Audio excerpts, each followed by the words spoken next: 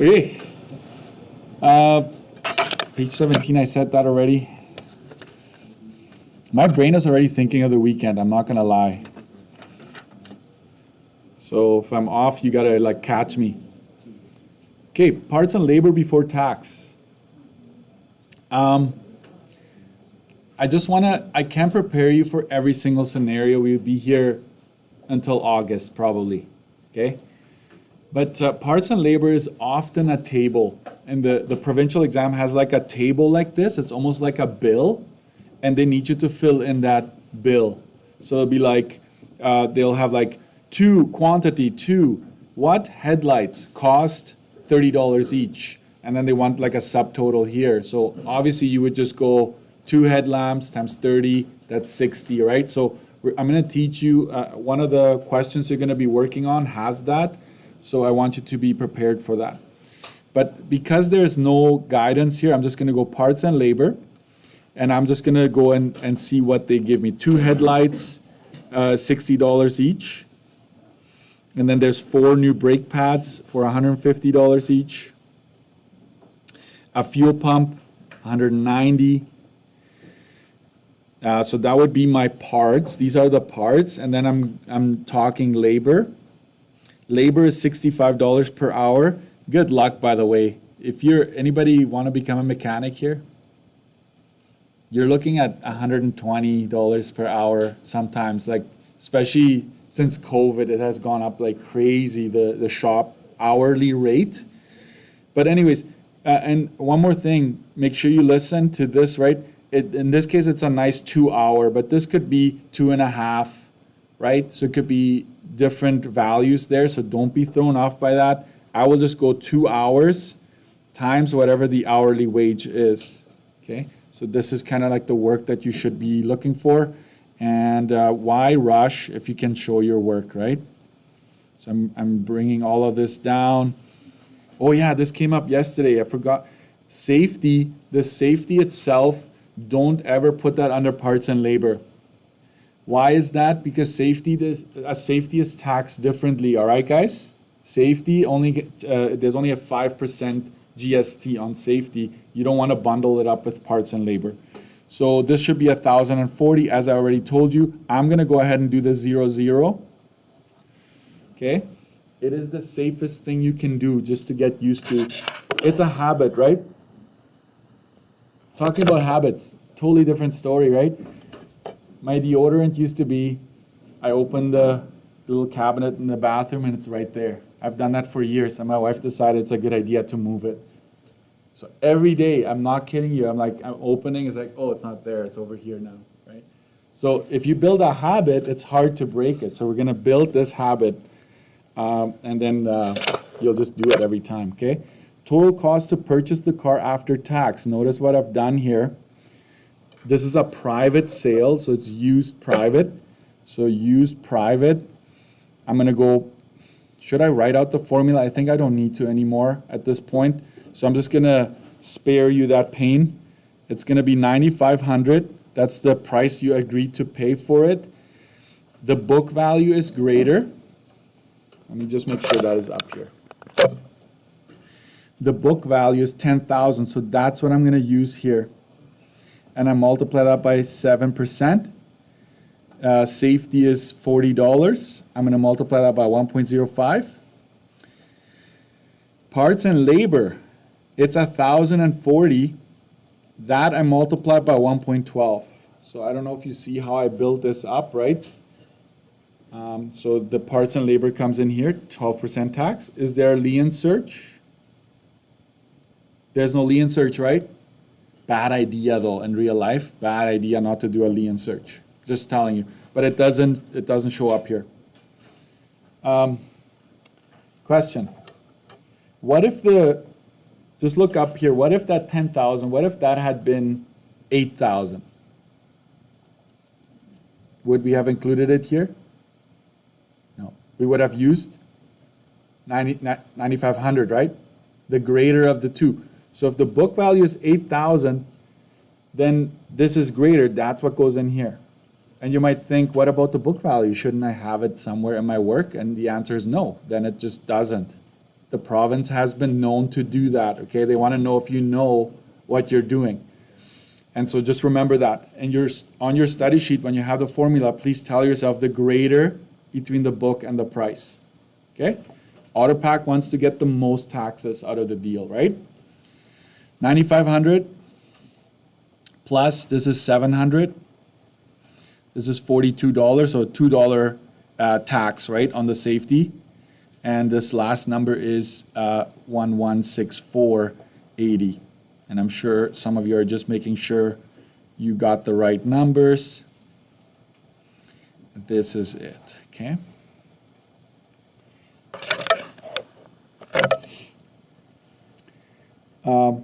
One more note here for you, because you might buy a car privately, most likely.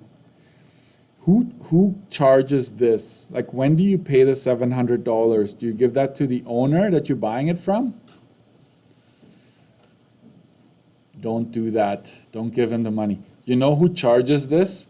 Is when you go to AutoPack, to an AutoPack agent, and you want to insure your car, they're going to be like, where's your bill of sale? Well, I paid $9,500 for it.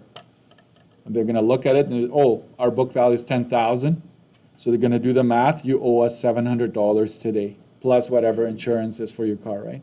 So this is charged by AutoPack. So don't worry about paying it to the other owner. Don't do that. You're going to have to pay it as soon as you register that car, okay? Keep going. You don't need to know that, by the way, for the course, but this is just for life.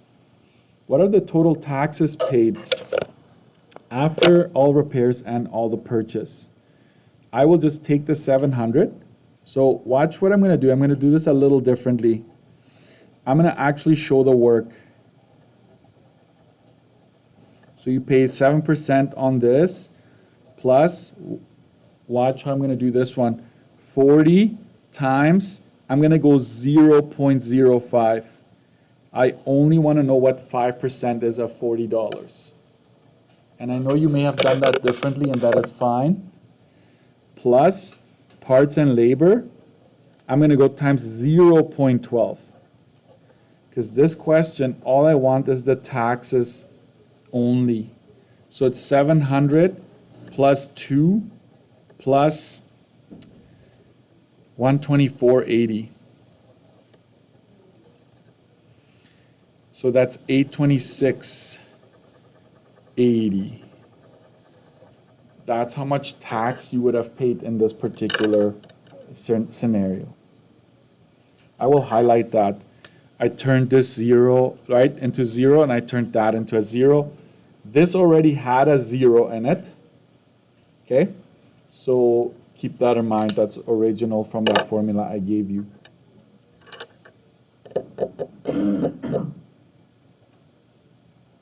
Okay? Is there a question that will only have parts and labor? Can you expect that? Yes. Can you expect a question that doesn't even talk about parts and labor, doesn't even talk about safety? Absolutely. Then it's just the first couple of lines, right? It's this and this. That's it. Okay? But they have to give you the book value if it's a private sale. There's no way around it. Okay? If it's from the dealer, the government isn't worried about it because the dealer is going to try to make the most out of that car possible, right? Okay. You always pay 12% at a dealer. You pay 7%. Okay. So let's do some pros and cons here.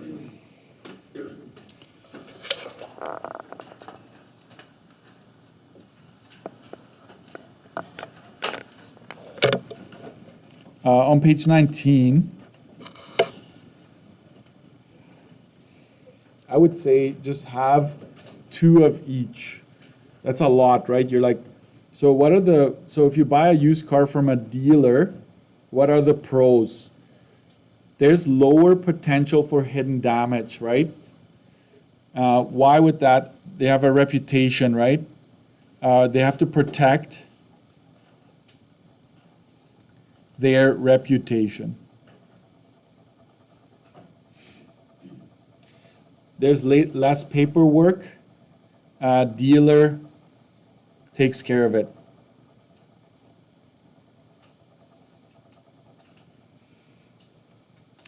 With a dealer, I mean, you can technically do this with a private sale, but most private sales, they do not want your car, right? They don't care. They want to get rid of their car. They don't want to get another car, right? But you can trade in your vehicle with a dealer. You get extended warranty, right? You have the option to purchase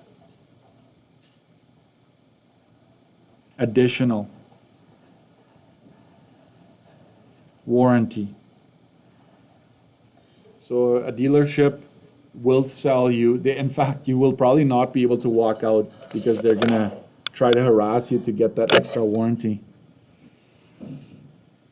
Sorry, I should watch what I say because maybe your parents are working for a car dealer. I never said anything. Cons, they're trying to make money. Why not, right? They're selling you peace of mind. Higher taxes, right? That's the cons. You pay RST and GST. No matter what, you'll pay both taxes. There's less room to negotiate, right? They need to make a profit. A dealer knows how much they paid for that car, and so they have that bottom line. They're not going to go lower. An owner, they know how much they paid for the car, but they're like, you know what, I just want to get rid of it. And if you're at the right time, right place, I give you cash right now, they might say, sure, take it. Right? Will cost more overall due to freight, profit, etc. Okay. I should say, yeah, I will just leave it at that. I'm trying to minimize the amount of stuff you have to write down. Used privately, pros, you pay less tax, only 7% RST / PST. It's the same thing. There's more room to negotiate. A private seller does not have a bottom line. I mean, they might have a bottom line, but they don't need to necessarily profit. That's not their business, right? Some cons is hidden damage.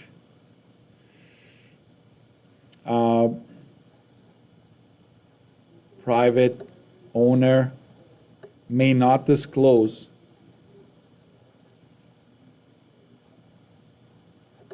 damages.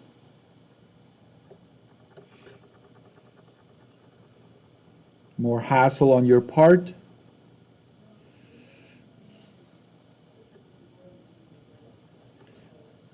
You may need to safety it.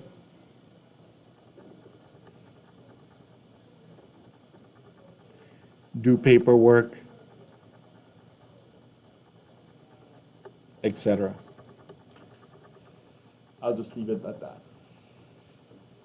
You could say no extended warranty, right? If you buy privately, they're not going to sell you extended warranty. So you could use that as well to help you out. So be creative there.